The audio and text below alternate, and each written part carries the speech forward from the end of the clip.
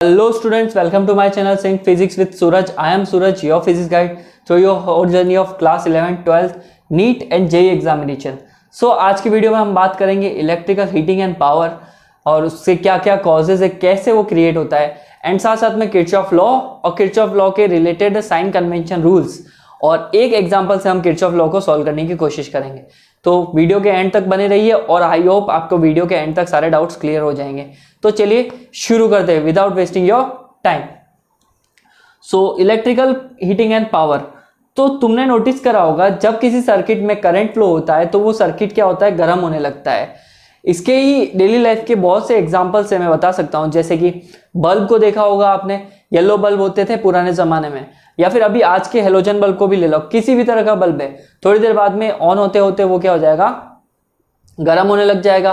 इसके अलावा तुम्हारा मोबाइल जो है वो भी गर्म होने लगता है। मोबाइल तो चलो सेल की वजह से गर्म होता है, बट ऐसी बहुत सी जगह है जैसे वायर में अगर करंट फ्लो हो रहा है तो it will also get heated. Iron जिसमें हम प्रेस करते हैं कपड़े, वो भी हमारी गर्म हो जाती है। हीटर वो भी गर्म हो जाता है। ऐसे बहुत सी इफेक्ट्स है जो हम इलेक्ट्रिकल एनर्जी के थ्रू उन चीजों को गर्म कर सकते हैं। तो चलिए पढ़ते हैं कि इसका कॉज क्या है। तो इसका कॉज ये होता है the potential applied across the two ends of the conductor. किसी भी कंडक्टर के दोनों एंड पे अगर हम पोटेंशियल अप्लाई करते हैं, मतलब हम वहां पे वोल्टेज अप्लाई करते हैं, ठीक है, तो उससे क्या होता है, सेट्स अप ना इलेक्ट्रिकल फील्ड, तो वो उसके आसपास में इलेक्ट्रिकल फील्ड बनाएगा। ठीक है, अगर हमने किसी टर्मिनल में पोटेंशियल अप्लाई किया है तो वहां वोल्टेज की वजह से वहां इलेक्ट्रिकल फील्ड अप्लाई होगा, right. Under the effect of electrical field electron accelerate, वहां इलेक्ट्रिक फील्ड की वजह से इलेक्ट्रॉन एक्सेलरेट होंगे, और तुम्हें पता है इलेक्ट्रॉन एक्सेलरेट होता है तो क्या होता है, and they move and they collide against the ions, साथ साथ में करंट जनरेट होगा, वहां मूव होगा, उनका मूवमेंट होगा, और इलेक्ट्रॉन उस सर्किट में उस करंट में अगर मूवमेंट करेंगे तो वहां पे क्या होंगे, कोलाइजन्स क्रिएट होंगे, एंड विद द कोलाइजन्स वहां एनर्जी इंक्रीज होगी, काइनेटिक एनर्जी इंक्रीज होगी, तो क्या क्रिएट होगा, गर्मी क्रिएट होगी। तो that's how the electrical thing, I mean potential कैसे उसके अंदर एक इलेक्ट्रिकल इफेक्ट को लेकर आया है। बात समझ में आई? इसको ऐसे समझो, एक सर्किट में एक वायर में इलेक्ट्रॉन जा रहा है, प्लेन जा रहा है, लेकिन अगर इलेक्ट्रॉन के रास्ते में बहुत से इलेक्ट्रॉन आ गए तो वो उनके साथ कोलाइड करेगा। अब वो कोलाइड करेगा तो वहां पे काइनेटिक एनर्जी, पोटेंशियल एनर्जी, बहुत सारे की मैकेनिकल एनर्जी बनेगी, and the mechanical energy increase होगी तो वहां पे क्या क्रिएट होगा, हीट क्रिएट होगी। दैट्स वाई वो चीजें क्या हो जाती है, गर्म हो जाती है। ठीक है, और atoms in the conductor, the energy of electron transfer to the atoms and ions appears as a heat, और फिर वो एनर्जी आगे ना आगे इलेक्ट्रॉन्स किसी आयंस या किसी और एटम को क्या होगी, शिफ्ट होगी, और उसी वजह से वहां पे क्या क्रिएट होता है, हीट क्रिएट होती है। ठीक है, जैसा आप देख सकते हो ये बल्ब का वायर लिया है मैंने फर्स्ट एग्जांपल में, और सेकंड में मैंने एक कॉइल पूरी की पूरी राउंड कॉइल ली है। दोनों ही वायर क्या हो रहे हैं, गर्म है, जिसकी वजह से वो रेड हॉट ऑरेंजिश कलर के दिख रहे हैं आपको। ठीक है, इसी को दिमाग में रख के जूल भैया ने एक लॉ दिया था। अब जूल भैया कौन है? जूल एक साइंटिस्ट था जिसने क्या किया था, हीटिंग इफेक्ट को लेकर एक रूल दिया था कि हीटिंग इफेक्ट किन किन चीजों पे डिपेंड करता है। तो पहला, हीटिंग इफेक्ट डिपेंड करता है करंट के स्क्वायर पे, I mean H is proportional to the I square. ठीक है, तो जितना करंट बढ़ाओगे तुम उतना हीट उसमें क्रिएट होगी। एक H प्रोपोर्शनल होता है R के और H प्रोपोर्शनल होता है टाइम के। मतलब कि देखो, रेजिस्टेंस बढ़ेगा तो ऑब्स्टेकल बढ़ेगा तो इलेक्ट्रॉन के कोलाइजन्स बढ़ेंगे, इलेक्ट्रॉन के कोलाइजन्स बढ़ेंगे तो हीट तो बढ़नी ही है। ठीक है, तो heat is react directly proportional to resistance. एक और चीज, heat is proportional to the time period, जितनी देर तक टाइम में बहता रहेगा करंट उतनी ही देर में उसमें हीट बढ़ती रहेगी। ठीक है, तो ये हीट का इफेक्ट था। इन तीनों को कंबाइन कर लो तो हमारे पास में आता है H is equal to I square RT। वहां पे कांस्टेंट आता है, कांस्टेंट की वैल्यू 1 रख देते हैं तो कोई मतलब नहीं रहता है, तो H will get I square RT। तो ये हमारे पास में हीटिंग इफेक्ट है। ठीक है, इजी। चलो आगे बढ़ते हैं। फिर तो तुम्हें पता है H इज इक्वल टू, अगर मैं I स्क्वायर RT रख रहा हूं तो क्या मैं ऐसे लिख सकता हूं, I स्क्वायर को I इंटू आई लिख सकते हैं। क्या ये आई आर जो है हमारे पास में V नहीं होता है, ओम्स लॉ के अकॉर्डिंग V होता है ना, राइट। तो हम इसकी जगह V लिख सकते हैं, तो H विल बी IVT, यहाँ पे आ गया ये फॉर्मूला। ठीक है, IVT, H is equal to IVT या VIT बोल दो, एक ही बात है। ठीक है, सिंपल। फिर हमारे पास में क्या है, H is equal to V I T आया है। तो क्या तुम्हें पता है ना पावर का फॉर्मूला V इंटू आई भी होता है, तो क्या मैं इस टर्म को P लिख सकता हूँ? तो H is equal to power into time भी हो सकता है, ये रहा पावर इंटू टाइम। आप इस फॉर्मूले में जोड़ तोड़ करके बहुत तरह के फॉर्मूले बना सकते हो। ये देखो V square upon R T है ना, इसको लेके आते हैं V square upon R T. अब इसको बनाते हैं, ठीक है। H is equal to V I T, ठीक है। We know that V is equal to I R होता है, तो I क्या हो जाएगा, V अपॉन आर हो जाएगा ना। I की जगह पे V अपॉन आर रखता हूं मैं, एक मिनट, हाँ I की जगह पे V अपॉन आर रखता हूं, तो ये हो गया ना V into V, V square और R हो गया। तो हमारे पास में आ गया फॉर्मूला, ये ऊपर दे रखा है जो V square upon R T. तो हमारे पास में कुछ इस तरह से ये फॉर्मूले आ गए, ठीक है जी। आगे बढ़े। Heat is produce in a conductor does not depend upon the direction of current. Current किधर फ्लो हो रहा है उस पर डिपेंड नहीं करेगा, करंट कितना फ्लो हो रहा है उस पर तो डिपेंड करेगा भैया। क्यों, ऐसा क्यों? क्योंकि करंट ज्यादा फ्लो करेगा, इलेक्ट्रॉन के कोलाइजन ज्यादा होंगे, ज्यादा कोलाइजन से ज्यादा गर्मी क्रिएट होगी, ठीक है। हीट की यूनिट होगी यहाँ पे जूल, और इसकी वैल्यू होती है 1 किलोवाट आवर। मतलब 1 किलोवाट अगर 1 घंटे में फ्लो होता है तो कितनी हीट क्रिएट होगी वहां पे, 3.6 इंटू 10⁶ जूल्स। क्या मतलब बोला मैं कि 1 किलोवाट पर आवर 1 घंटे में कितने किलोवाट की पावर को अगर आप वायर में कंसीडर करते हो तो वहां पे कितनी एनर्जी खर्च होती है, 3.6 जूल, 3.6 इंटू 10⁶ जूल, राइट।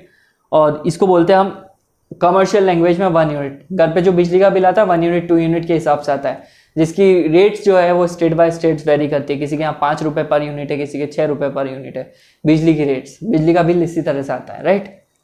चलो, जो मेन इंपॉर्टेंट टॉपिक है वो तो है अपना किरचॉफ लॉ। पढ़े इसको, किरचॉफ लॉ को, ठीक है, बहुत प्यारा है। किरचॉफ भी एक साइंटिस्ट था, उसने टर्मिनल और सर्किट से रिलेटेड कुछ रूल्स दिए थे। किरचॉफ का पहला रूल, 2 रूल्स है, दोनों को देख लेते हैं। First rule, this law is also known as the junction rule. Junction rule क्यों बोलते हैं अभी रीजन बताता हूं मैं। और इसका दूसरा नाम भी है current law. Kirchhoff current law बोल लो, इसको किरचॉफ फर्स्ट लॉ बोल लो, किरचॉफ का जंक्शन रूल बोल लो, तीनों ही नाम इसी के लिए एप्लीकेबल है। इस रूल के अकॉर्डिंग क्या होता है, algebraic sum of the currents meeting and the junction is 0। Simple सी भाषा में बताऊं ना तो ये कहता है कि सर्किट पे किसी जंक्शन, ये मेरे पास में जंक्शन है, ट्रेन पे कैसा होता है, रेलवे प्लेटफॉर्म का बहुत सी ट्रेनें है ना एक जंक्शन पे आके मिलती है, फिर वहां से वो वापस अलग अलग दिशाओं में जाती है। वैसे ही यहाँ पे करंट है, करंट किसी पर्टिकुलर जंक्शन पे जितना आएगा उतना ही करंट वापस चला जाएगा। मतलब कि अगर 5 एम्पियर करंट इधर आया तो 5 एम्पियर करंट वापस चला जाएगा। जंक्शन पे कोई भी करंट नहीं टिकता है, तो ये किरचॉफ ने बताया। और इसी रूल के अकॉर्डिंग एल्जेब्रिक सम जो होगा, एल्जेब्रिक सम मतलब सभी करंट्स को अगर आप ऐड करो तो वो क्या हो जाएगा अपने पास में, 0 रहेगा, ठीक है, बढ़िया। In the circuit at any junction the sum of the current entering the junction must equal to the sum of current leaving the junction. जितना करंट अंदर आ रहा है उन सबका सम और जितना करंट बाहर जा रहा है उन सबका सम हमेशा क्या रहता है, इक्वल होता है। तो यहाँ पे इस डायग्राम में दिख रहा है आपको कितने करंट है, अंदर आने वाले करंट कौन से, एक तो I1 आ रहा है और एक I3 आ रहा है। तो I1 और I3 का सम किसके बराबर होगा, I2 और I4 के सम के इक्वल होगा, ठीक है। बहुत प्यारा सा रूल है और बहुत ही सिंपल सा है, इसमें कोई भी कॉम्प्लिकेशन ही नहीं बनता है। जंक्शन पे आने वाले सभी करंट्स को लेके ऐड कर लो और बाहर जाने वाले सभी करंट्स को लेके ऐड कर लो। अगर उन दोनों का सम बराबर आ रहा है तो तुम्हारे वहां पे किरचॉफ लॉ अप्लाई हो रहा है, ठीक है। फिर किरचॉफ का सेकंड लॉ, किरचॉफ का सेकंड लॉ, इसको देखो किरचॉफ वोल्टेज लॉ भी बोलते हैं। And according to this law the algebraic sum of the changes in the potential is complete loop is a 0। इस पूरा, जैसे मेरे पास में एक लूप है, सपोज कहाँ गया, ये लूप है, यहाँ पे मैंने ये लूप बना रखे हैं, ठीक है। इन दोनों ही लूप में जितना भी वोल्टेज डिफरेंस है, जितना भी पोटेंशियल डिफरेंस है, पूरे लूप के लिए क्या होता है, हमेशा 0 रहता है। किरचॉफ वोल्टेज लॉ क्या कहता है, यही कहता है। क्या है, वापस रिपीट कर रहा हूं, the algebraic sum of the changes in a potential difference, पूरे लूप के अंदर जितना भी पोटेंशियल डिफरेंस में चेंज हो रहा है वो कंप्लीट लूप में 0 रहता है, ठीक है। इसको क्या बोलते हैं, किरचॉफ का सेकंड लॉ बोलते हैं। इसको दूसरे नाम से किरचॉफ वोल्टेज लॉ भी बोल सकते हो, ठीक है, बहुत सिंपल है। तो इसका मतलब कि क्या कहते हैं, फॉर्मूला क्या हो जाएगा, इसका फॉर्मूला हो जाएगा समेशन ऑफ ऑल वोल्टेज ये इक्वल टू 0, बात समझ में आई? बहुत सिंपल है, summation of all voltage will be 0। ये हमारे पास में summation of voltage will be 0। ठीक है जी। अब इसमें क्या रहता है भैया कि थोड़े रूल्स वगैरह रहते हैं भाई कि कैसे सर्किट में हम सर्किट की वैल्यूज निकाल सकते हैं, उन रूल्स को भी पढ़ लेते हैं। कहाँ पे कौन सा साइन कन्वेंशन यूज करना है, कहाँ पे प्लस लेना है, कहाँ पे माइनस लेना है, किरचॉफ रूल्स को अप्लाई करना क्यों है, वो सभी अभी तुम्हें पता पड़ जाएगा। ठीक है, चलो आगे बढ़ते हैं। और नोट्स डाउनलोड करने हो तो ये है, ठीक है, टेलीग्राम चैनल का लिंक मेरे डिस्क्रिप्शन बॉक्स में, वहां जाके फटाफट टेलीग्राम चैनल को ज्वाइन करो। Method, Kirchhoff's method, working rule is describe below. Assume some current to be entering and leaving the circuit. पहले तो तुम्हें कुछ करंट को अज्यूम करना पड़ेगा, कितना अंदर आ रहा है कितना बाहर जा रहा है। सेकंड, तुम्हें ये देखना पड़ेगा कि डिस्ट्रीब्यूट करंट और रिलेशनशिप कुछ है कि नहीं है वोल्टेज के बीच में। तुम्हें क्या करना है, सबसे पहले करंट कितना आ रहा है उसको एंटर करते हुए ध्यान में रखना है, कितना करंट लीव कर रहा है उसको ध्यान में रखना है। सेकंड, तुम्हें ये बात दिमाग में रखनी है कि वोल्टेज जो है उसका कोई रिलेशन बन रहा है कि नहीं बन रहा है करंट के साथ में। और थर्ड, आपको दिमाग में रखना है कि वोल्टेज कहाँ से आ रही, कितनी है, कहाँ कहाँ पे क्या क्या है। चलो करके बताता हूं मैं तुम्हें। साइन कन्वेंशन, साइन कन्वेंशन ध्यान में रखना वोल्टेज में। टर्मिनल में जब भी रेजिस्टेंस से करंट फ्लो होगा तो रेजिस्टेंस के साथ में अगर आप आगे बढ़ते हैं तो आपको वहां पे आई आर को क्या लेना है, नेगेटिव लेना है। करंट के डायरेक्शन में आई आर क्या आएगा, नेगेटिव। जब हम रेजिस्टेंस की बात करेंगे, रेजिस्टेंस की बात करेंगे तो करंट के साथ में आई आर क्या आएगा, नेगेटिव। करंट के साथ में आई आर नेगेटिव आएगा, 2-3 बार बोल दिया मैंने। फिर करंट के अपोजिट अगर तुम आई आर को लेते हो तो वो पॉजिटिव आएगा in the case of resistance. ठीक है, ये पहला रूल है। आई आर पॉजिटिव कब आएगा, जब करंट के अपोजिट जा रहे हो। आई आर नेगेटिव कब आएगा, करंट के साथ में जा रहे हो। और ये दोनों केस किसके लिए, रेजिस्टेंस के लिए। नेक्स्ट, बैटरी के ईएमएफ के लिए क्या साइन रहेंगे। ठीक है, जब आप पॉजिटिव टर्मिनल पे पहले पहुंचते हो तो you will take negative sign. यहां पे अपोजिट रहेगा, पॉजिटिव पे पहुंचे, पॉजिटिव पे पहुंचे तो आपको क्या लेना है, नेगेटिव लेना है। और नेगेटिव पे पहुंचे तो आपको क्या लेना है, पॉजिटिव लेना है। बैटरी के 2 टर्मिनल होते कि नहीं होते, पॉजिटिव है तो पॉजिटिव पे पहुंचे तो आपको क्या लेना है, नेगेटिव साइन यहां पे कंसीडर करना है। और अगर आप नेगेटिव पे पहुंचे तो आपको पॉजिटिव साइन कंसीडर करना है। बात समझ में आई, इजी। चलो, अगर सर्किट में बैटरी के अलावा हमारा कैपेसिटेंस कनेक्टेड हो तो कैपेसिटेंस के केस में ये रहेगा, नेगेटिव पे आए, ठीक है, तो वहां पे पॉजिटिव ही लेना है। सेम टू सेम, जैसे अभी ऊपर ने ईएमएफ के लिया था, क्या लिया था, नेगेटिव आया तो क्या लिया था, पॉजिटिव। सेम कैपेसिटेंस के केस में भी होता है। जब आप नेगेटिव टर्मिनल पे पहले पहुंचेंगे तो वहां पे कैपेसिटेंस को भी क्या लेना है, पॉजिटिव लेना है।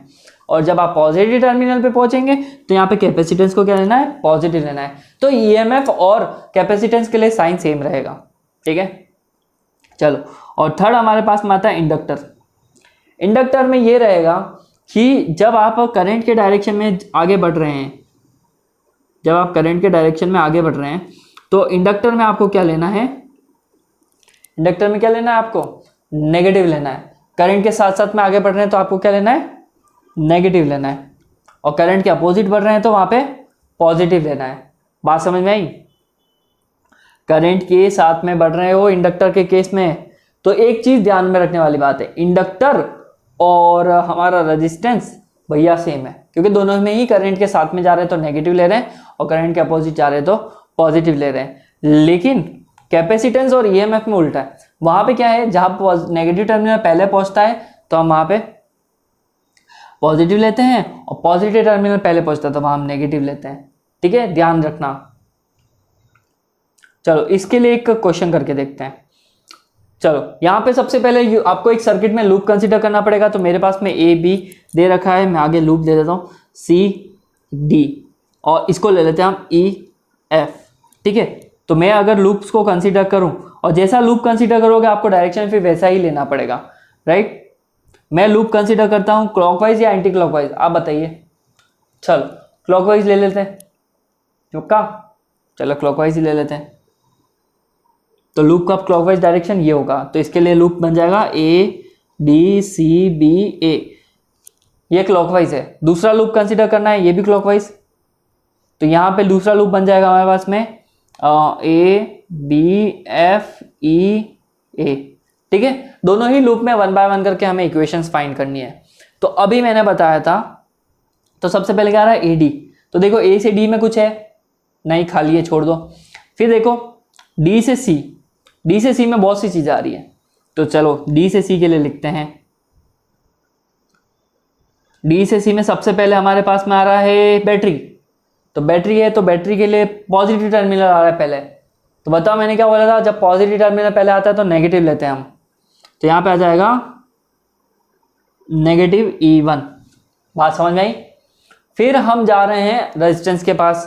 रेजिस्टेंस भैया किधर है, यहाँ पे देखो, रेजिस्टेंस को ढंग से देखो, क्या करंट रेजिस्टेंस में एंटर कर रहा है, जिस डायरेक्शन में हम जा रहे हैं उधर। हाँ, हम जिस डायरेक्शन में जा रहे हैं करंट उधर एंटर कर रहा है, मतलब दोनों अपोजिट है। यहाँ से हम जाना चाहते हैं, करंट आ रहा है इस तरफ, तो करंट और ये दोनों अपोजिट है। तो करंट के अपोजिट जब हम जाते हैं, मैंने अभी आपको बताया था, करंट के अपोजिट जब हम जा रहे हैं तो हमें वाई आर को क्या लेना है, पॉजिटिव लेना भैया। तो यहाँ पे हमारे पास में आएगा प्लस का I1 R1। नेक्स्ट सी से बी में कुछ है नहीं, खाली, छोड़ दो। बी से ए में आओ, बी से ए में आ रहे हैं। अब देखो R2 की बात आ गई, R2 में करंट इधर जा रहा है इस डायरेक्शन में, हम भी उधर ही जा रहे हैं क्योंकि बी से ए जाना है हमें। तो देखो सेम सेम हो गया, तो यहाँ पे आ जाएगा ये माइनस का I1, सॉरी माइनस का I2 R2। ठीक है, आया समझ में। नेक्स्ट आगे आ रही है बैटरी। बैटरी देखो पहले आया नेगेटिव टर्मिनल, तो जब नेगेटिव टर्मिनल पहले आता है तो हम क्या लेते हैं, पॉजिटिव। यहाँ पे केसेस क्या होंगे, उल्टे उल्टे हो जाएंगे, तो हम ले लेते हैं यहाँ पे पॉजिटिव का E2 which is equal to पूरे लूप का। तो मैंने बताया पूरे लूप के लिए वोल्टेज क्या रहता है, 0, थोड़ी देर पहले ही बताया था, तो ये 0 आ गया। तो यहाँ से IR को साइड में रखते हैं, E2 को उधर उस तरफ ले जाते हैं, तो ये हो जाएगा I1 R1 minus I2 R2 equal to E1 minus E2, equation number 1। तो इस तरह से आप इक्वेशन बना सकते हैं। सेकेंड लूप क्या है हमारे पास में, एक सेकेंड। सेकेंड लूप हमारे पास में है ABFEA, राइट, ABFEA। तो AB में देखो सबसे पहले, अब हमें जाना है A से B की तरफ, तो पहले आ रहा है पॉजिटिव टर्मिनल, तो पॉजिटिव टर्मिनल E2 आ गया, इसके लिए पॉजिटिव नेगेटिव में आएगा E1, जहाँ पे पॉजिटिव आता है वहाँ नेगेटिव लिया जाता है। सो बैटरी के लिए ये आ गया। रेजिस्टेंस हम करंट के अपोजिट जा रहे हैं, तो ये हो गया माइनस का I2 R2। फिर B से F में कुछ है नहीं है, खाली है, इसको छोड़ दो। F से E में कुछ है, हाँ है, रेजिस्टेंस है R3। ठीक है, तो R3 के साथ में F से E की तरफ R3 में जा रहे हैं हम, तो ये हो जाएगा हमारे पास में, और करंट के अपोजिट डायरेक्शन में जा रहे हैं, तो माइनस का R3 I1 I2। ठीक है, और फिर E से A में कुछ है नहीं है, तो इसको भी छोड़ दो, तो ये हो गया। इसको है ना, अब हमारे पास में I वाली E वाली वैल्यूज को एक तरफ ले लेते हैं, और ये वैल्यूज क्या हो जाएगी, माइनस का I2 R2 minus R3 I1 plus I2। ठीक है, अब कुछ इस तरह से आप इनको सॉल्व कर सकते हैं। इसको इक्वेशन नंबर 1 दे देते हैं। अब तो क्या है भैया कि आपको इन दोनों इक्वेशंस को तोड़ मोड़ के अलजेब्रिक सम करके करना है। हम इसके क्वेश्चंस अगली वीडियो में लेके आने वाले हैं। अभी हमारा काम था सिर्फ इक्वेशंस कैसे बनाते हैं वो दिखाना। ठीक है, तो इक्वेशन बनाना आ गया है, सिंपल सा, बस आपको ये 4-5 साइन ध्यान में रखने हैं। इसके नोट्स टेलीग्राम चैनल से ले लेना आप। ठीक है, तो आई होप आपको सबको समझ में आई होगी। तो मिलते हैं नेक्स्ट वीडियो में, और अगर यहाँ तक वीडियो देखी है तो प्लीज़ वीडियो को लाइक कीजिए, शेयर कीजिए और सब्सक्राइब कीजिए मेरे चैनल को, सो दैट आपके लिए और भी अच्छा कंटेंट ला सकें हम। ठीक है, बाय बाय, टेक केयर।